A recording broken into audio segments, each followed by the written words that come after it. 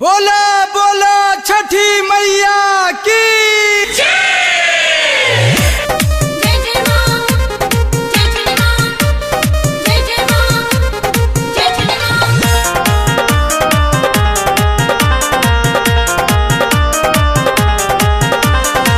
Music by Vikesh भोजपुरिया। एगो ललना बिना हो अंगना सुना लागता।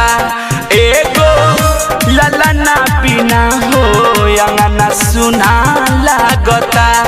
भिखाइन अतरा पसर के बाबा भीख मांगता। एगो ललना बिना हो अंगना सुना लागता।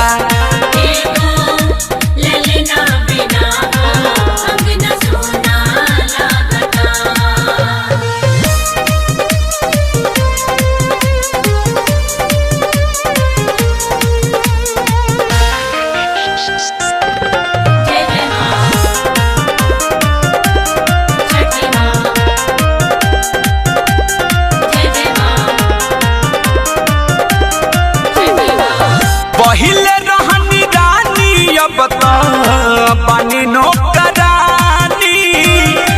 दिलवा के दुख यादित मल तोह से कहतानी। पहिले रहनी रानी अब तो पानी नौकरानी। दिलवा के दुख यादित मल तोह से कहतानी। एही चिंता में हो अखिया रोजो जागता।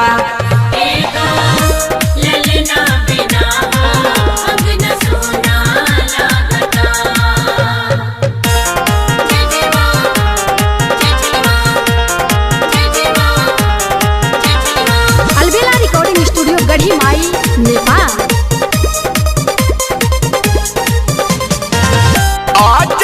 चंद सबद सैया जाने नाई हमके।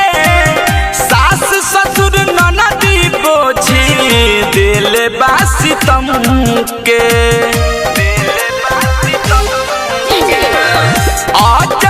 चंद सबद सैया जाने नाई हमके।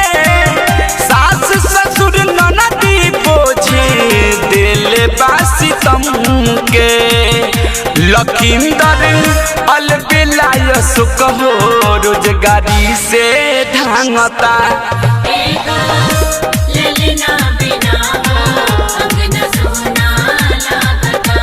भिखाइन अचरा पसर के बाबा भीख मांगता।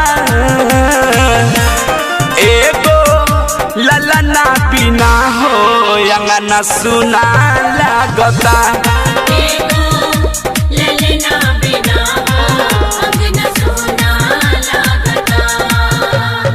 अलबेला रिकॉर्डिंग स्टूडियो गढ़ी माई नेपाल।